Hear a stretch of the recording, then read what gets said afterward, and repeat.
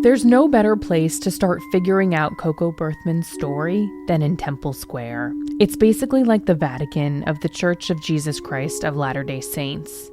And back in November, when I visited Salt Lake City, Utah for the first time, I basically landed at the airport and came straight here. So, do you want me to just give you a lay of the land? Yeah. And then I came back a few months later to show producer Karen Given what Coco experienced here back in 2017, the first time that she stood in this place.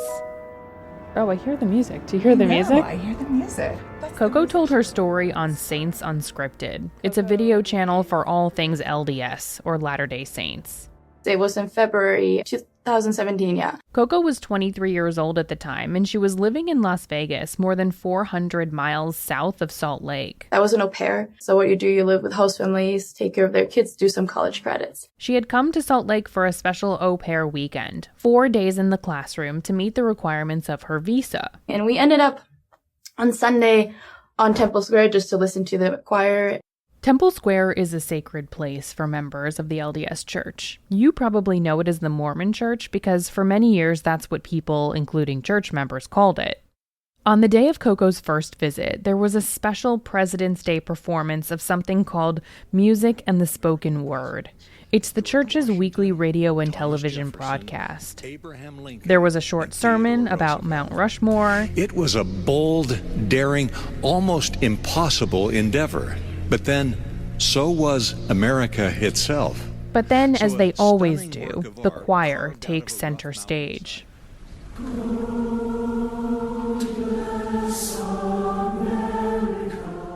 When the performance ended, Coco took a tour of Temple Square. Here she is again on Saints Unscripted. I started to have chills, I started crying, and then it just started to feel like somebody's pouring like warm water over my head and it just started to flow. And I was like, something is really wrong with me. And then I kept having that voice in my head over and over, you're home. You're home.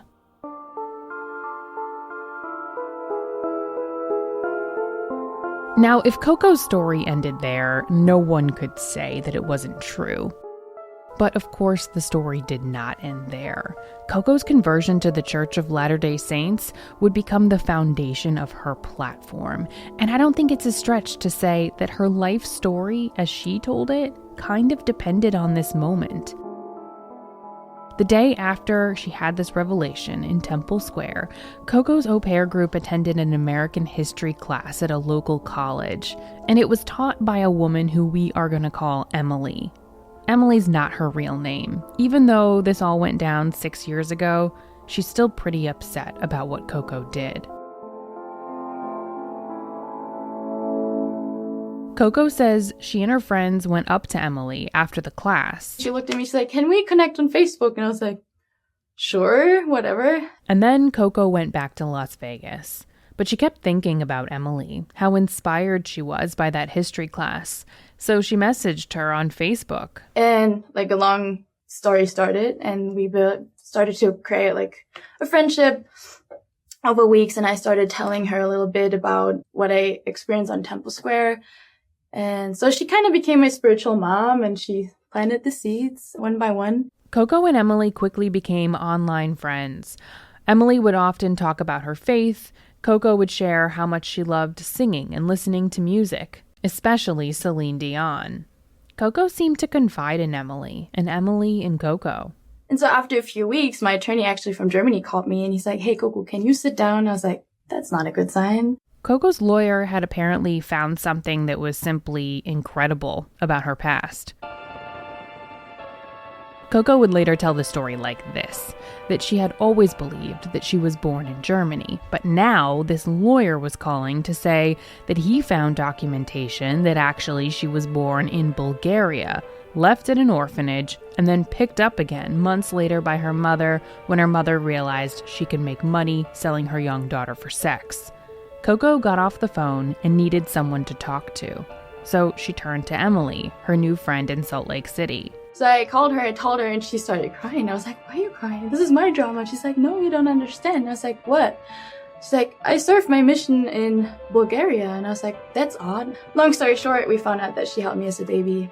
And I called the missionaries. I was like, I need the lessons. And if you start crying. Oh my goodness. So yeah, a few weeks later I was baptized and here I am. The hosts of this video channel are young church members who regularly interview people who are new to the faith. They talk about what led people to convert. And so to them, Coco's story was absolutely believable. And it just makes me realize how aware God is of each and every single one of his children. Even before you were a member of the church, he was aware of you and your situation. I'm Sarah Gannam, and this is Believable, the Coco Berthmann story. Episode 2, Stuck in the Desert with Satan.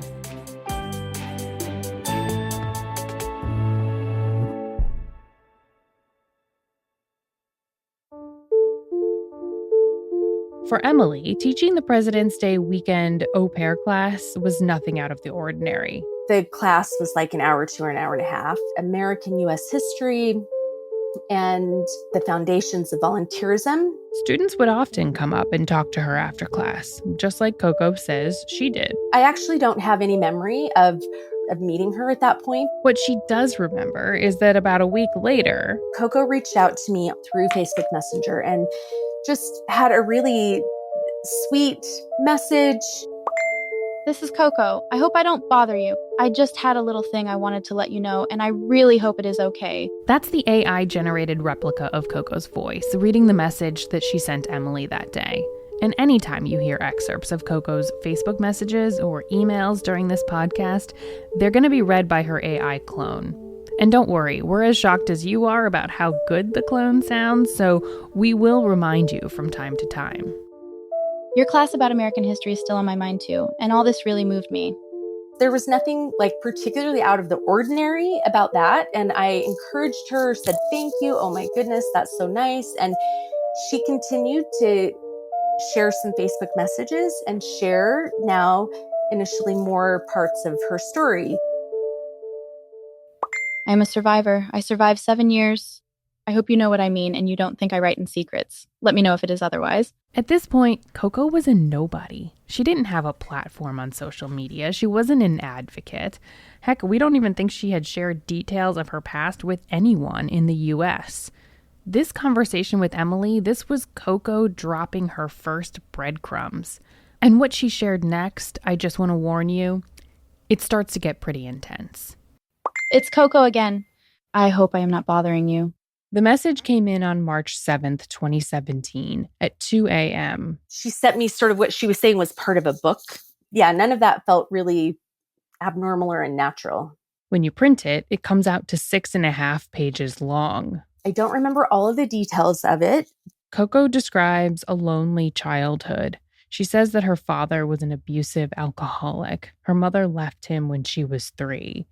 For a while, Coco's mother dated men who had no interest in her or her siblings until Coco turned 9. She then met this incredible guy who played with us for hours and paid attention to us.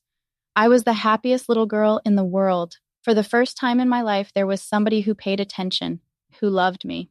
I suddenly had a dad.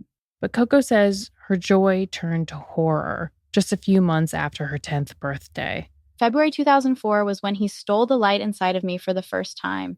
He did horrible things to me, and I was so scared.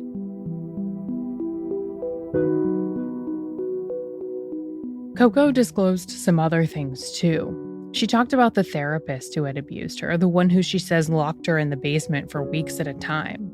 I mean, I wasn't really processing everything at that point. I just was in between things, sort of, oh my goodness, this is horrific, and I am so sorry to hear all of this. And there was a lot of talk about Celine Dion, how she had held Celine Dion's hand during a concert in Las Vegas, how she had this chance meeting with a member of Celine's band. I will say from the get-go, I didn't really know what to do with all of that. I mean, it was just the couple pages she sent was really packed. Coco tells Emily that despite everything, she's still in contact with her family because she doesn't see the point in being angry for the rest of her life.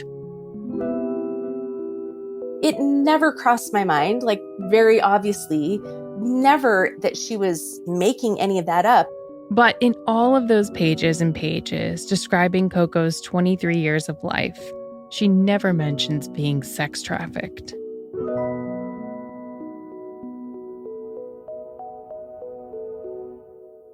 It takes Emily a few days to reply to Coco's 6-page letter. But once she does, Coco and Emily go on to exchange about 1,000 pages worth of Facebook messages in just over 6 weeks.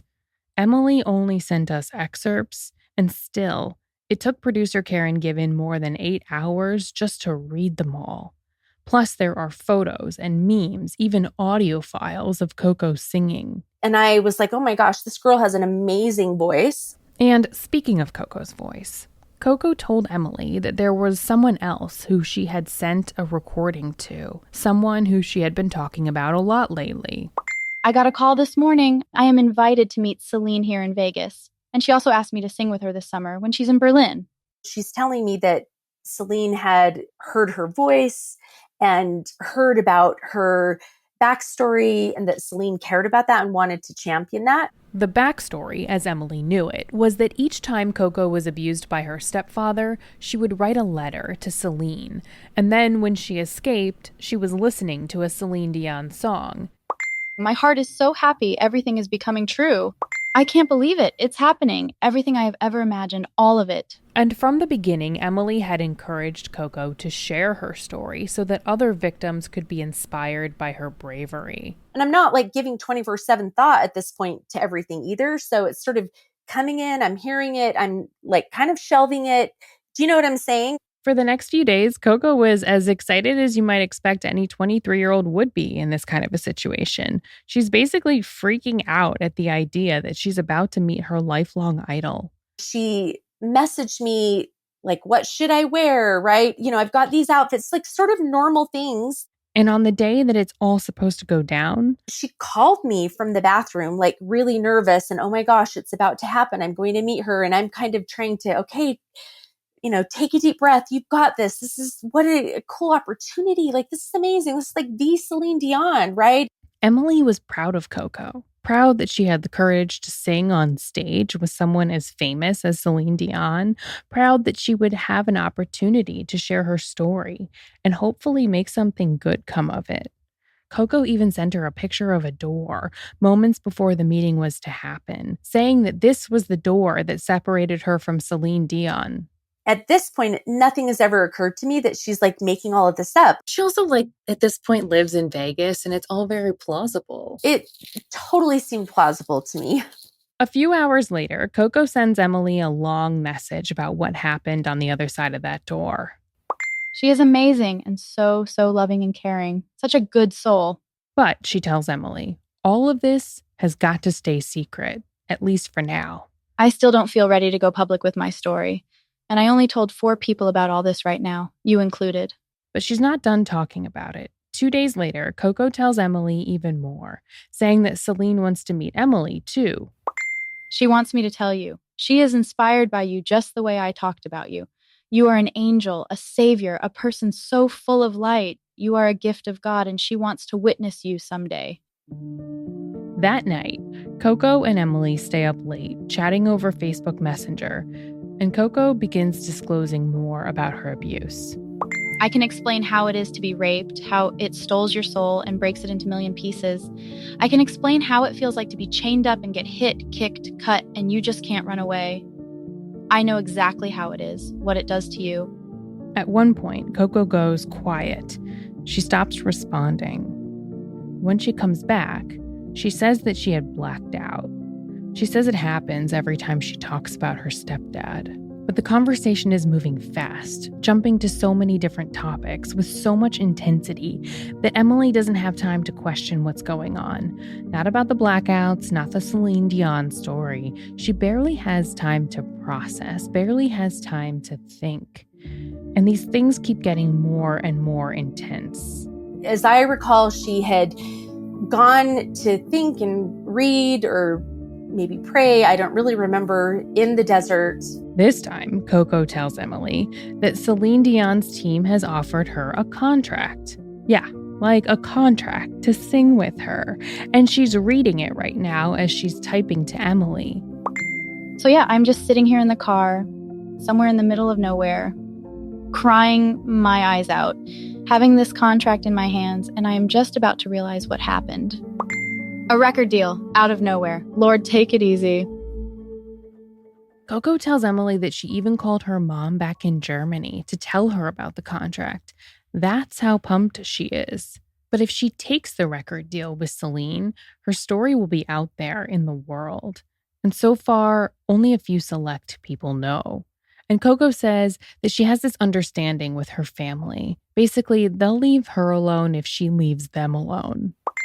My family told me if I go public, they are done. And now I am sitting here with this contract. This is a joke, seriously. Over the next 30 minutes, Coco sends dozens of messages as she wrestles with this decision. At 10:14 p.m., she writes, But you know what my mom said when I told her? You can't sing, girl. You never did, and you will never, ever. And then at 10:17. And she even told me if I tell about what happened between my stepdad and me, she will say I wanted it. And then at 10:33. I have to give up my family to help all these souls? My nieces, my nephew, I don't know if I can pay that price. And 11:02. He is taking over. I don't mean God. It sounds kind of funny now, but at the time, I just thought it was really happening, right? That she was alone in her car somewhere in the desert. I feel the bad, the evil around me. Satan himself. I feel him. Emily is trying everything she can to keep Coco from spinning out. She tells her to play music, to sing, to imagine the light inside of her shining through. I mean, here's this person that I'm like having conversations with, but I'm not connected to in any kind of real way with her real world in Las Vegas. So it's not like I can call anyone to sort of elicit help for her in a practical way. Until finally, at 11:46, Guess what? My car isn't starting anymore. Guess I am stuck out here in the desert with Satan. it sounds kind of sarcastic when the AI says it, but Emily reads the message and starts to worry. She asks Coco to send her a pin of her location so that she can send help. There's actually someone pulling over. He's giving me a ride. And I'm kind of in the background starting to panic and my heart rate is elevating. I'm like, Coco, like, are you going to be okay? Like, what's happening? Okay, got my stuff. Jumping in his car now. And then as I remember it, she kind of went silent. Emily asks Coco to text her when she gets home, but Coco doesn't respond. For 49 minutes, there's no word from her. And then at 12:51 a.m., a friend is with me. I'm home. We'll call the police. Need to shower first. Satan won tonight. I don't know what to say. I just need to wash it off. And then we'll decide what to do. I thought this poor girl had just been raped. I'm just horrified and devastated. And as a mom, you're just processing this. Like, what if this were my own daughter? And I'm literally worried of what she's going to do, right? Like, is she going to make it through the night? Like, what's going to happen? Who's going to be there to help her? That kind of experience, like, bonds you to somebody isn't quite the right word, but it just does, right? Like, I start caring about that and I want to help with that. Coincidentally, during all of this, Emily got an email from a friend who works with sex trafficking survivors. And so in her conversation with Coco that same night, Emily started to share. Oh my goodness, like, you're not going to believe, like, who just reached out to me and gave this, like, message of hope. I asked Emily if getting a message from her friend at the exact same time that she was talking to Coco felt like fate, but she used a different word. Serendipitous. I definitely felt that. It pulled Emily further in. It made her more invested in Coco and her story. And Coco latched onto that. Over the next few days, Coco took Emily on a journey that can only be described as emotional whiplash. At first, she said the rape in the desert was a sign that she should not break ties with her family and perform with Celine Dion. And then she said that it was a sign that she should.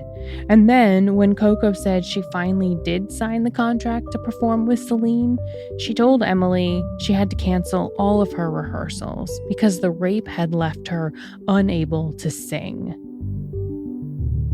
Coco told Emily that she went to see a priest to try to get help, but he only made things worse. He asked me what I was wearing last night. I told him jeans and a shirt. He told me I shouldn't be in the desert at night by myself. It's like asking Satan to take your soul. The conversations between Coco and Emily had always included talk about religion. But after the meeting with the priest, Coco started asking more specific questions about Emily's faith. I'm a member of the Church of Jesus Christ of Latter-day Saints, and I love sharing about my faith. It felt really natural to answer it. And I mean, I've thought a lot about this, right? Like in hindsight is sort of everything. And I think that questions about faith generally are a little more intimate, if you will. That touched my heart. And oh gosh, I want to be present for that if I can. Plus, it all just feels like it's meant to be. Emily reminds Coco of this. She tells her again about her friend who works with sex trafficking victims and how he got in touch at the exact moment that Coco needed help.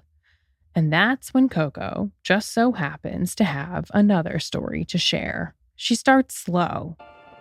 This is how I was raised, how my mom could pay her new cars, shoes, and whatever. But Emily didn't catch the hint. So 2 days later, Coco tries again, this time with more buildup. It's so very dark, much darker than I have shared so far. But to make you understand, my mother sold me. She sold me to men, not only my stepdad. It started so early. I never told the police because I felt guilty. She was my mother. How can I tell the police to take her away? I want to pause here because this is a really big deal. When we talked to Emily, we had interviewed and talked to dozens of people who had known Coco. And near as we could tell, this was the first time that Coco Berthmann told anyone that she had been sex trafficked as a child. This is Believable, the Coco Berthmann story. Malibu was ruled by one man, Mickey Dora, a surfer, a con man, a menace. The #1 podcast, Lost Hills, is back with Season 3, The Dark Prince. An evil undercurrent runs through the surf world, and it all goes back to Mickey. He's not only the most idolized of the bad boys, he's also the most bad guys of the bad guys. Listen to Lost Hills wherever you get your podcasts. By mid-March of 2017, Emily and Coco had been Facebook friends for about a month. But in that short window of time, so much had happened. There were incredible highs, like how Coco got to meet Celine Dion and even got invited to join her on tour. And then really terrible lows, breaking ties with her family back in Germany, being raped in the desert by a stranger. And through all of this, Emily was at Coco's side. Or, to be more exact, the other end of Facebook Messenger. If something ever happens to me, would you continue to share my heart, my story? Give women and girls the light back into their eyes and love into their heart? I know it's a big request, but you're the only one I could possibly ever ask because you have that light. I'm like one of the only people who she's been able to sort of confide in and to talk to about this. Emily felt a sense of responsibility toward Coco. But at the same time, this was way more than she had signed up for when she started chatting with this student from her au pair class. I'm in between like work and life and all these different things, just trying in a moment to kind of show up in a positive way, right? The more Emily tried to show up for Coco, the more Coco took from her. Night after night, Coco kept Emily up late, sometimes chatting on Messenger, sometimes talking on the phone. And if Emily gently suggested that she needed to get some sleep, that she had a big day at work or a fundraising meeting for orphans in Bulgaria, I did feel that there was like a pattern where if I couldn't show up or I didn't have time, something traumatic would happen. I cannot even tell you how many nights she would get suicidal and just needed me to stay on the phone with her to help her through it. And all of a sudden she's doesn't know if she's going to make it. And the phone would go dead and I'm on pins and needles till I hear from her again to know what's happened. I couldn't even do that anymore. Right. I mean, I literally could not do that anymore. I couldn't stay up till 1 or 2 in the morning to try to help support her and still do everything that I needed to do. And so I had to figure out some kind of plan or solution. Emily tried connecting Coco with mental health professionals in Las Vegas, but whenever she mentioned it, Coco would shut down. Even though I felt like empathy toward her, I wasn't in a position to be able to create really a team of people who could help her with that. On April 8th, just a little more than 2 months into their Facebook friendship, Coco told Emily that she had attempted suicide. I had already started to question. I mean, I knew that things weren't lining up. I mean, there were at least two rapes. There was supposedly one in Canada. She'd gotten pregnant. There was a miscarriage. There were multiple suicide attempts. Coco said she called 911. She said she'd been treated and that she was fine now. But this time, Emily was not just going to take her word for it. She saw an opportunity to really find out if Coco's stories were real. I knew the timeline from when she said that the ambulance had been there. It was like impossible that they could have come, treated her, and she'd somehow be okay now. So Emily called 911. She gave them Coco's address and she told them what happened. 911 dispatchers are limited by privacy laws, and they can't tell a random caller like Emily if someone else, like Coco, was treated. But some details about ambulance calls are public record. Details like the address where the ambulance was dispatched. And there had been no ambulance visits in that window, right? So I knew that hadn't happened. And that was really an important night for me because I was experiencing some level of my own kind of guilt around even doubting her, to be honest. So that was really the moment that it shifted, and that I knew that at some point I would need to, for her own benefit, help her confront what she was or wasn't making up. I get it. Even if you're pretty sure that someone is faking a suicide attempt, it's probably not something that you want to call them out on. Emily needed something else to challenge Coco with, something with lower stakes. And luckily, Celine Dion presented the perfect opportunity. Well, not the real Celine Dion. By now, I'm sure you realize that the Celine in this story is a fantasy Celine who only exists in Coco's imagination. She spent Easter with Celine Dion's family that year. Celine wanted to adopt her. All these different things. I have to admit, as Emily described the details to us, we couldn't help but giggle a little bit. In hindsight, this all just seems so ridiculous. From what she told me, Celine had connected with Ellen and with Oprah. Coco refers to them as E and O. And there were going to be conversations with them as part of a way to share her story and her platform. And then on April 18th, the very day that Coco has arranged for Emily to actually meet a member of Celine's team in person, Coco calls the whole thing off. She backs out of the concert in Berlin, of the tour, of the record deal, the appearance on Ellen, and the book deal from Oprah. She even says that she no longer wants to follow through with her lifelong dream of having Celine Dion adopt her. I'm at this point where I know not everything that she's saying is actual, but I don't know what completely is yet. And I don't know the cost of me totally trying to call her out on everything yet, like to her own well-being, because I'm still kind of weighing that out with everything, right? Emily and Coco go around and around for a while. Emily tells Coco she just doesn't understand. Why would she give it all up?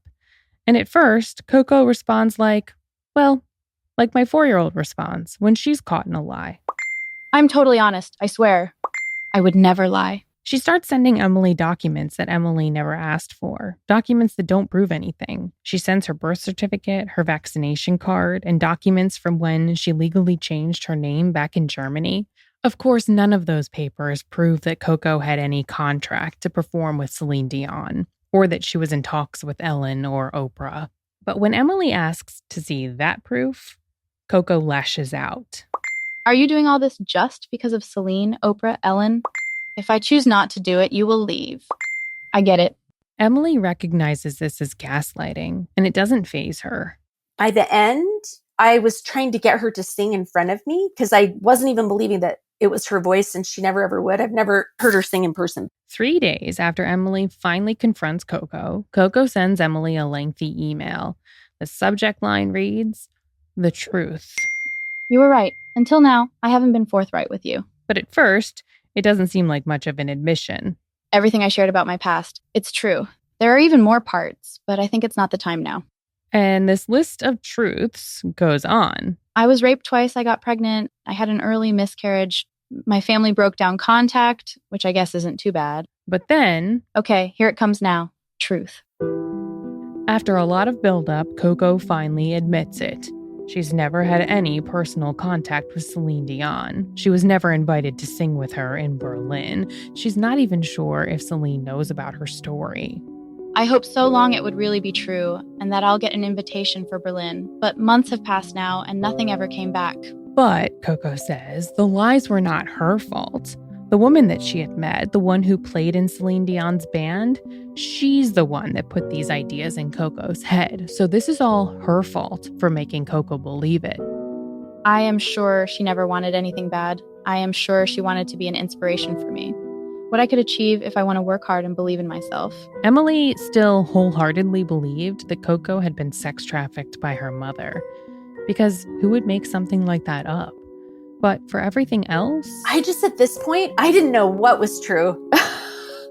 Emily had spoken with a friend who works with people who have lived through trauma, and that friend told her something important. Sometimes people going through trauma will fabricate sort of a reality that they kind of in fact live in. I still felt like she'd been through a lot, and I just still wanted to try to show up for her in a supportive way.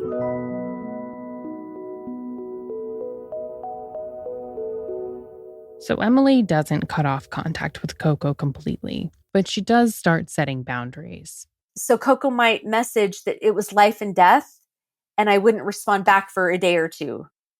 In May of 2017, Coco was baptized into the LDS Church, and it's not surprising that she invited Emily to attend. But Emily was still cautious. I so did not trust her. I did never want to be alone with her. Really? By the time you go to her baptism, you're that skeptical. 100%. I knew her level of fabrication. And by that point, multiple adult figures that she had communicated to me about, she had also communicated that they had sexually harassed or abused her in some way. You did not want to become one of those I did not want to be one of those. But still, Emily went to Coco's baptism in Las Vegas. In the photograph we saw, Coco is wearing the traditional white jumpsuit. She's smiling really bright, and it's seemingly a genuine moment of happiness. When Coco joins the church, it means she's safe. That's Lindsay Hansen Park. She describes herself as an American Mormon feminist blogger and podcaster, and she's the executive director of a nonprofit called Sunstone Education, which is an open forum for discussing all things Mormon. We called her because we wanted to better understand what this moment may have meant to Coco. We actually have a doctrine of atonement in our baptismal covenant. So when you baptize into Mormonism, we believe any sins, any dishonesty, any problems that you had before gets washed away in that water. And now you're clean. You're a clean slate and you're one of us and we trust you. After the baptism, there was a lunch, and Coco asked Emily if they could talk privately for a moment. I brought someone in with me to speak with her about it for 2 minutes, right? I literally was not going to be alone with her. And as we were going to leave, sure enough, we're in the parking lot, I think at the restaurant after, and she had one of her fainting spells. I had been through probably dozens of these, online with her. And I knew it's because I needed to leave. And the two individuals from Vegas, as I remember, were so stressed, so shocked, super worried. I could tell that they felt like I was really sort of cold. And I'm not, there's nothing about me that is cold. You will not meet a person in my whole life that would ever think I'm cold. But I was like, you guys, I'm going to leave because she's doing this because she wants me to stay. The whole saga of Emily and Coco might have ended there, but it didn't. And the reason, well, it goes back to that interview that Coco gave to the Saints Unscripted video channel, the one where she talked about the woman that she met during that au pair weekend in Salt Lake City. So she kind of became my spiritual mom, and she planted the seeds one by one. That's Coco's real voice again, by the way, from that interview. Long story short, we found out that she helped me as a baby. And I called the missionaries. I was like, I need the lessons. Oh my God, and if you are crying. Oh my goodness. From reading through their correspondence, it's clear that working with orphans in Bulgaria was a huge part of Emily's life, and she was proud of it. She talks a lot about it when she talks to Coco. She says things like, "Gotta go get some sleep now because I'm working on a fundraiser for orphans in Bulgaria." One time in particular stands out. Coco was struggling with her feelings of anger toward her mother, and Emily mentioned the Bulgarian orphans as an inspiration. She thought it was something that Coco could focus on instead of her own pain. And then the very next day, Coco told Emily that she just got some amazing news. When she was very young, just a baby, her mother had briefly abandoned her in an orphanage in, you guessed it, Bulgaria. You know, this is just pure Coco, is you make something up to make it look like you have some sort of connection. That's Lynn Packer, the veteran Utah journalist who was the first to investigate Coco Berthmann's story. Lynn doesn't see Coco's conversion to the LDS Church as some sort of a miracle. In fact, he sees it as the opposite, as part of a long con. It's something he's witnessed before as a Utah journalist. You have swindlers who know that if they align themselves really closely with the church, that it will disarm people, and that's called Mormon fraud. And he's not alone. Several people who I interviewed for this story say they feel the LDS community can be a magnet for scammers, and the numbers back that up. Utah has more multi-level marketing companies than any other state. It has more fraud than any other state when compared to population size.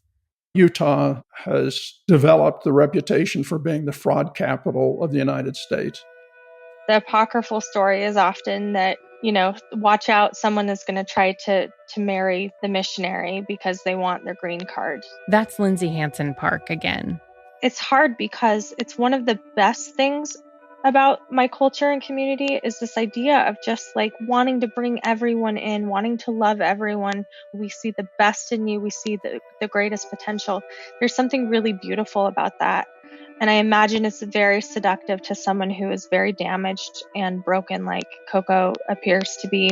Unfortunately, one of the greatest parts about Mormonism is one of the most easily exploited.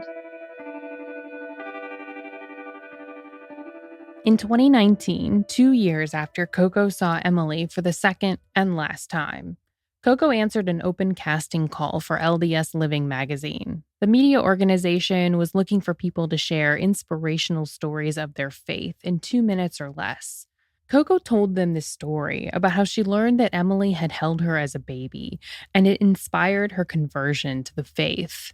The video was a hit. So LDS Living sent a reporter to interview Coco and tell her story in more detail. But while Coco mentioned a number of people by name in the story, LDS Living did not call any of them to confirm what she was saying. I mean, the Coco story was just a great story. And why spoil a great story with fact-checking? Emily wasn't mentioned by name. But there weren't very many LDS missionaries in Bulgaria in the early 90s, and Emily was kind of known for it. So it wasn't hard for her friends to figure out that Coco was talking about her in this article. I had some people who started to text me to say, "Oh my goodness, are you the individual that Coco spoke about in this video?" So it was actually the video that I watched first. Emily couldn't prove that Coco had made up this story about the orphanage, but she felt pressure to say something because the story was getting bigger. Something to the effect that we went back to Bulgaria and did some research and found out that I had helped her as a baby, which is totally not true. By this point, Emily says, Coco was becoming a bit of a darling in Utah. And despite their falling out, Emily still believed that Coco had been trafficked. And I was still proud of her for having the courage and voice to create awareness around this really important issue. And I didn't want to cast doubt on that. My intention wasn't to cast doubt on that. So I really struggled, what do I do? Emily was really conflicted. She kept hearing from people, congratulating her for her role in this inspiring story. It put me in this really uncomfortable position of having to tell people that that's actually not true. And that did cast doubt on her, right? So she sent an email to the editors at LDS Living. And I just explained, I've had a history of her fabricating to me around a number of things. I encourage you to check your facts around this, because even though she didn't name me, this part didn't happen, and here's why. And I said, can you please redact this, the reference to me in that part of it? As far as we can tell, LDS Living immediately deleted the part of the story that mentioned Emily. But that's all they did. They didn't run a correction that would have alerted people, and they didn't do any fact-checking to see if there were any other exaggerations or false statements in the story that they had printed. So most of the story was still there. And then a little less than 2 months later, they got another email. And this one was from Coco's mother. Yeah, her real mom, in Germany, the one who was supposedly her trafficker. She had a friend who speaks good English, a German friend. And so she and the friend would get together and compose emails and letters pleading with people, please take the stories down. This time, LDS Living took the story down completely. Once the evidence is irrefutable that it's a hoax, that this did not happen to Coco, there's no apology. There's no retraction. There's no correction. This is really important because journalists, look, we're humans. We make mistakes. All of us do. It's inevitable. But when we make mistakes, we have a standard practice for how we should handle it. We're supposed to be transparent about what we got wrong. We're supposed to let people know that something about the story changed. And if we take a story down completely, we're supposed to tell people why. I talked to the LDS Living editor who handled all of this at the time. She told me that they're a small organization and their mission is to tell inspirational stories about faith, not to do big investigative pieces. She also told me that they felt like they had conflicting information. They didn't want to be the ones to choose sides and decide who was telling the truth. But they kind of did choose. And when they finally did take the story down, they didn't tell their readers why. And we saw the effect of this in the comments that people left on LDS Living's Facebook post. People seemed to think it was like a technical error, not a factual one. It's absolutely appalling how they handled this. And it's one of the things that enables this type of fraud to occur over and over again. Would things have been different if LDS Living had printed a proper retraction instead of just disappearing the story? Would this have all ended 2 years before it actually ended? It very likely would have mostly ended, if not entirely. Because remember, she's pulling off an affinity fraud. It depends on her being perceived as an active Mormon.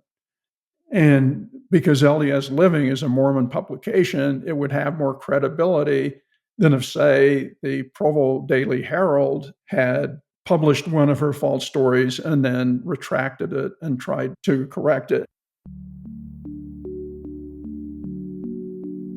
As we sit here writing this episode, we've been reporting this story for more than 9 months now, and we've talked to dozens of people who have been hurt by Coco Berthmann, people who were lied to, misled, as Lynn Packer would say, swindled. And we've reached out to dozens more who would not go on the record because they are very angry, or bitter, or just really embarrassed. And to be honest, Emily did not want to talk to us either. But she decided that she would, and she wants you to know the reason. Despite everything, I feel like, for me, this feels really important to convey. I feel compassion toward her, and I feel compassion toward anyone who has experienced trauma and or mental health disorders.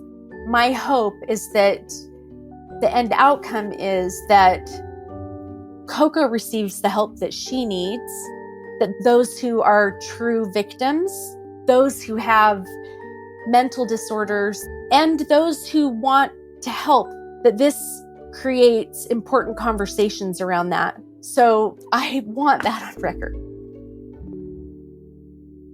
As we were wrapping up this episode, we had read through pages and pages of documentation, German youth service records, mental health clinic treatment forms, and thousands of text messages between Coco and her mother.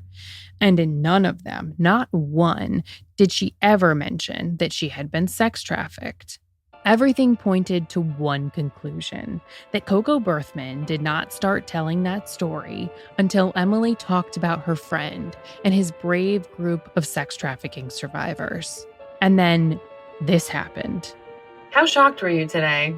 Oh my God. I think, didn't I send a text to you that said, oh shit? You did, and I wrote back huge at the exact same moment, in all caps. I thought I had figured it out. I thought I had figured out the source of the story. Spoiler, Karen had not, in fact, figured it out. That's next time on Believable, the Coco Berthmann story.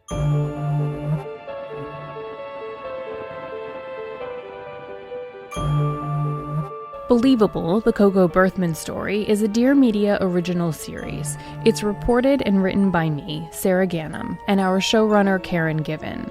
Additional reporting was done by journalists Kerstin Silm in Los Angeles and Katharina Felke in Berlin. The managing producer is Rosalie Atkinson on behalf of Dear Media. Technical production is by Amanda Vandekar. Original music was composed by Pete Redman. Mixing and mastering, editing, and sound design is done by Karen Given. Story editing is by Nadia Hamdan. Fact-checking by Haley Milliken. A special thanks to Asil Kibbe. Consulting producers are Simpatico Media and Infinity Rising. Executive producers are Jocelyn Falk and Paige Port for Dear Media. And finally, we know this podcast hits on a lot of difficult topics. If you or someone you know is struggling, see our show notes for a list of resources.